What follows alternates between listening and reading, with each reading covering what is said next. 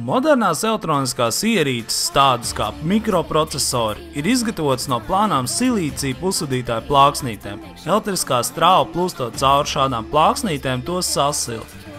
Karstums var sabojāt šīs ierīces, tāpēc siltums ir kaut kā jāizvada. Un to atrisina ierīcēm pievienojot siltuma novadītājus, kas aizvada prom šo siltumu un tā dzesē ierīci. Kā siltuma novadītājs var kalpot jebkurš siltuma vadošs materiāls? Ja, piemēram, mēs tuvinām papīra lapu svecei, ir pilnīgi droši, ka tā aizdegsies. Bet, ja mēs šajā lapā ieliekam siltumvadošu materiālu, piemēram, metāla stienīti, tā varētu neaizdegties. Izdomā vēl piemērs, kā siltuma vadīšana pasargā no pārkaršanas un aizdegšanās, un pārbauda to praktiski.